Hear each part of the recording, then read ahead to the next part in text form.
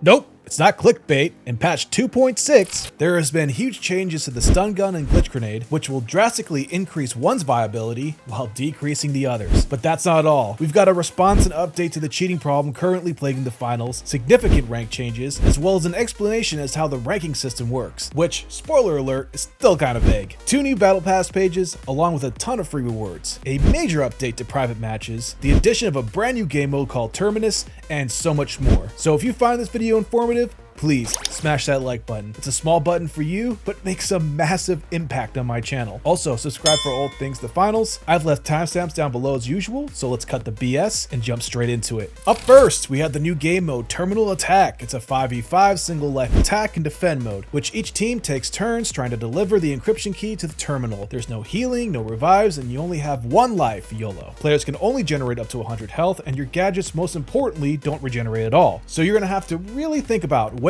and where you decide to use them. You can now play Terminal Attack on the maps Horizon, Monaco, and Las Vegas. You know, I'm really happy that they're adding these game modes, allowing the player base to have more options when hopping on, as well as to keep things fresh. However, to be honest, siege type game modes aren't really my thing. But on the plus side, we've got some gorgeous cosmetics here associated with the event, so there is definitely some incentive to play it. Up next, we finally have a response to all the rampant cheating in the finals. To sum it all up, they basically have a full team of experts whose full-time jobs are centered around the anti-cheat. They just want you to be aware that they are actively trying to counter the cheaters. However, they cannot be too vocal on the way they are doing it, because it is a game of cat and mouse. They make one change and the cheating companies make another. However, they came up with the awesome idea on the Discord, which also gives back some power to the player. If somebody is blatantly cheating, you can now record their gameplay as hard proof, post it on the Video Player Reports channel. I personally have it favorited, and I'm going to go ahead and say I've uploaded 12 out of 42 individual cheaters to this channel, and I plan to finish uploading the rest today. So if you ever come up against me in game and decide maybe I should be a puss boy and turn on the aimbot, just be aware that I'm 100% going to record you and I'm 100% going to post to you. I do not care if I run out of fucking disk space. If you're going to ruin everyone else's experience, I'm going to make it a priority in my day to ruin yours. That's a fucking promise. In my opinion, this is a huge step in the right direction, and it's also a deterrent for all the shitters that think no one is watching,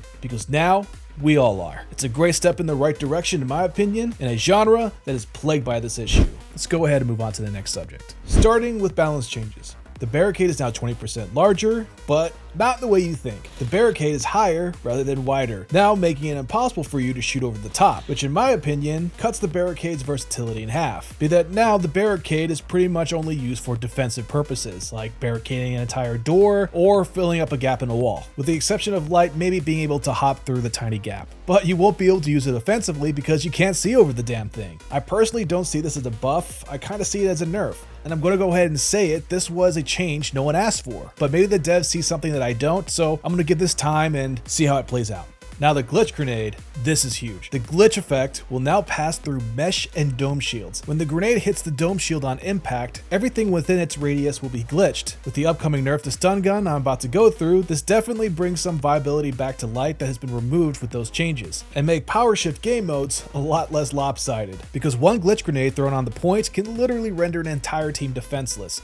Now, without further ado, let's move on to the stun gun, which has its maximum travel distance increased from 12 to 16 meters. But, and there is a huge but, you can now use your specializations, gadgets, and crouch, and more importantly aim down sights, when you are stunned, thus taking away almost all the versatility this gadget had to offer. That is my humble opinion, of course. The only thing that was keeping the light alive was the fact that the enemy that you stunned could not ADS. Now any heavy or a medium with somewhat decent aim or an RPG who you stun will most definitely kill you. It doesn't even matter how far you can stun them from, because again, your opponent can now aim down sights. All the gun essentially does now is make your opponent slower and interrupts interactions. The only redeeming quality this would have is if the turn speed is also slowed along with the movement, because then I could see some utility in the gadget if the player shoots the opponent in the back. I personally think this change was overkill, and at the very least they should not have added the ability to aim down sights. However, I haven't tested this out in game yet, so hopefully this could push players to different playstyles rather than just switching entirely to a different class, because right now it seems like you're taking a lot more away from lights than is given, which is kind of shit, being that the class, while being fun to play, still is one of the weakest classes in terms of team synergy. Just because light is picked a lot doesn't mean they win a lot. I was honestly hoping for some sort of grapple hook buff, being that this specialization hasn't even been touched since the launch of the game, but maybe that could be coming next week. Who knows? And I'm going to apologize in advance for this, but we have yet another slight nerf to the Vanishing Bomb, which decreases the impact of cloaking effects and will make players a little bit easier to see, which I'm going to say right now is not a bad thing, because no matter what graphic settings I have, if they are standing still, the player is completely invisible, with no way of seeing them. And yes, I know there's sound cues, but when the opponent is literally within a 10-foot radius of you, how do you know if he's behind you, in front of you, by your side? The sound really doesn't narrow down the position of your opponent. However, with that being said, come on Embark, if you're going to take something else away, allow lights to not feel like they're constantly getting punched in the nuts with every patch. Yes, the glitch grenade buff is a step in the right direction, but this class just needs a little more. And moving on to specializations, the cloaking device is also getting the same treatment as the Vanishing Bomb, making this specialization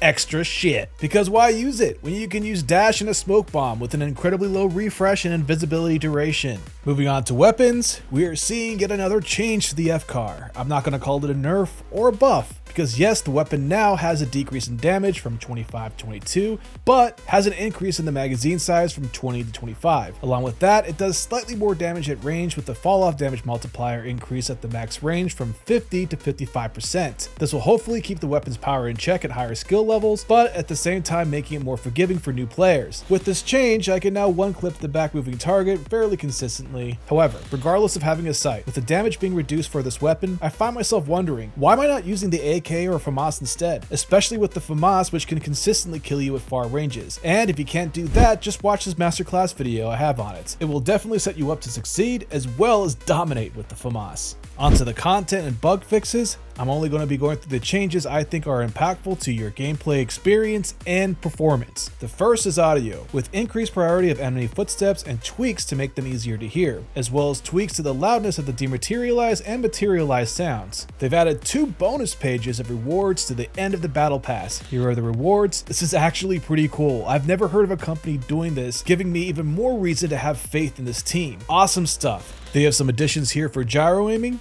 To be honest, I'm not too familiar with this type of aiming, so I'm not going to go through these changes, but you can pause the screen if you want to check it out. So, they finally fixed an issue where spectators could trigger mines. Next, Soul has been added to the power shift map pool. They fixed an issue and reduced the intensity of some of the interior colors on the horizon map. You know, when you're playing power shift and you're in the red room, which quite literally camouflages the outline of the opponent. Yeah, that's kind of a big fix for me. Here's another huge addition for me personally, because I'm a content creator, as well as many of you that want to do 1v1s to improve your gameplay, or even develop team strats before jumping into ranked. This is probably one of the best additions in the game thus far in my opinion, allowing players to truly explore and experiment new ways to play the game. Again, awesome additions. I am very, very happy with this. Huge W. Now on to the rank changes. They reduced the ranked tournament size from 48 to 24 players. This should make matchmaking faster and make tournaments more readily available for different regions. Anyhow, they reduced the ranked tournament duration from 4 rounds to 3 to account for these player changes. They also increased the speed at which visible league rankings synchronize with skill-based matchmaking ratings, and added an indicator in the league overview screen to show your change in rank progression for the last tournament you participated in, basically showing us the exact same screen we see after playing a ranked match. On top of that, they added an entire article here that basically has Matt Lowe, who is the design director for the finals, explain how the ranked system works for season 1 and 2. That the reasons why you were seeing silver players in diamond lobbies was because the player's skill rating was out of sync from their league rating. He states that they are planning to fix these issues, but it is nearly impossible to do so mid-season because sudden massive changes would make the ranked system feel broken, confusing, and unfair. Instead, they're waiting for the new season, allowing for the ranked system to be freshly reset without causing any ill will towards the player base. They also plan to include an end of match summary that informs you about your performance and rank, as well as the level of your opponents, but that'll be for next season. One change they're making now with update 2.6 is to reduce the duration of the seasonal rank journey, which will allow players to reach their actual skill tier in the league system sooner rather than later. And that's pretty much it. Although this is a little bit more information than we've had before, I still think they have a ways to go in terms of transparency.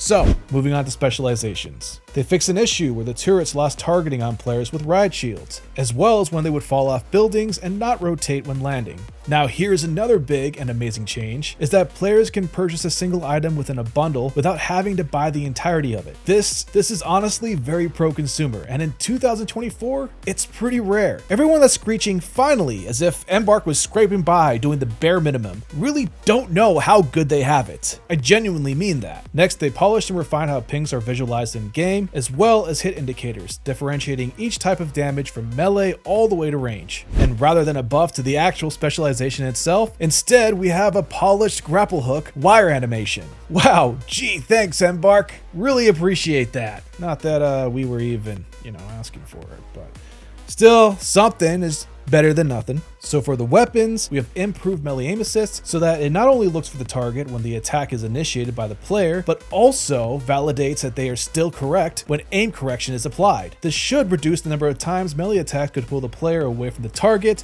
and increase the number of times I get shit on by a sword light. And we are finally on to the anti-cheat, which we pretty much covered. They added a requirement to have secure boot enabled for certain players, several new suspension rules based on anomaly detection. They added a suspension rule for using aimbot, which should be a permanent fucking ban so we can get rid of these parasites, along with general improvements and fixes. That's pretty much it, guys. In the grand scheme of things, this patch is a huge W. But again, I personally think that Light has been continually hit the hardest with minimal compensation. So hopefully we see more additions or changes to the class in the future. Personally, I trust the devs, and I hope they are making these decisions based on statistics rather than the post on Reddit, which most, not all, I want to state that very clearly, seem a bit impulsive, because some of these players would rather see a weapon, gadget, or specialization nerfed rather than taking the time to learn methods to counter it. If a dev is watching this, know that the silent majority trusts you to make the right decision. After all, you guys already made an amazing game without any of our help, and if the decisions you make were based off statistics, you may be able to provide the player base